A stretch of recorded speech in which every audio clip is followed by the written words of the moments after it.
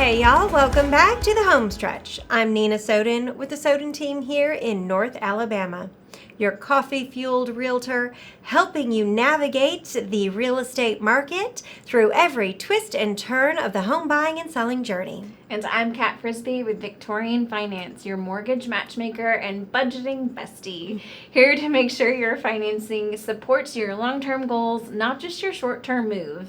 And before we dive in, just a quick reminder, we're both licensed professionals. I am a realtor, Kat is a mortgage lender. This podcast is just for informational and educational purposes. Always speak directly with your licensed pros for advice on your unique situation. All right, let's get into it. Today's episode is all about pricing your home right in today's market. Why it matters more than ever, how to avoid some of the most common mistakes we see, and what buyers are actually looking for right now. And this is one of those topics where we see a lot of heartbreak and a lot of avoidable mistakes, because let's be honest, pricing a home isn't just about spreadsheets and comps, it's also emotional. So true. You've lived in that house, raised your kids there, maybe made updates over the years. It's normal to think it should be worth more, but the market doesn't work that way. No. The market cares about one thing: what a ready, willing, and able buyer is actually willing to pay today. Not last year, not when rates were at 3%, not based on what you need to make. It's all about value and competition. So Nina, let's talk about what happens when a home is overpriced, even just a little. Sure. First, you lose that crucial first impression. The first 10 to 14 days on the market are everything. That's when your listing is fresh and buyers and agents are paying the most attention. If you're overpriced, you miss that wave of activity. And what happens next is painful. It just sits. Then buyers start to assume something's wrong with a house. Even if it's perfect, the perception becomes a problem. Exactly. And then you end up having to drop the price, which weakens your negotiating power. You get lower offers, or worse, you get no offers. And when that happens, even if you do get back to market value, buyers wonder why it's been on the market so long. It's a snowball effect. So walk us through it. What do you look at when pricing a home in today's market? Great question.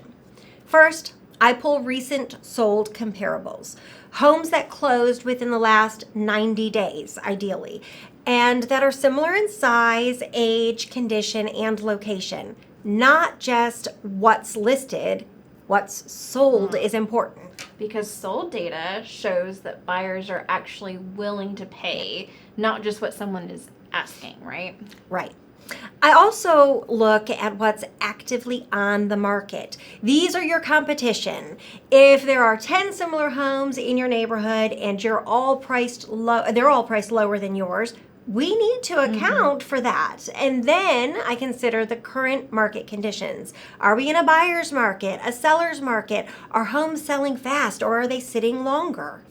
And you're also looking at condition, right? Oh, absolutely, yes. I always tell sellers your home is not competing with what you paid. It's competing with the house down the street that's staged, painted, updated, and smells like cookies. Clean, move-in ready homes will always command more money. If your home needs work, buyers expect to see that reflected in the price. Now, on the mortgage side, I can tell you today's buyers are extremely payment conscious. With higher rates than they were a few years ago, buyers are really scrutinizing whether the monthly payment lines up with the value of the home. Exactly. They're not just asking, can I afford this house? They're asking, is this house worth this payment? They're asking for value. And they have more tools than ever to compare listings. So if your home is overpriced, it's easy for them to scroll right past it. And if a home is overpriced and doesn't appraise, that can derail the deal altogether. 100%. If the appraisal comes in low, either the buyer has to come up with the difference, which most times they don't want to do, or the seller has to drop the price, which most times they don't want to do. So you've wasted time, stressed everyone out, and possibly lost your next home in the process. So, what's your advice for sellers who are ready, to get to listing and want to hit that sweet spot? First, listen to your realtor. We're not trying to undervalue your home, we're trying to get it sold.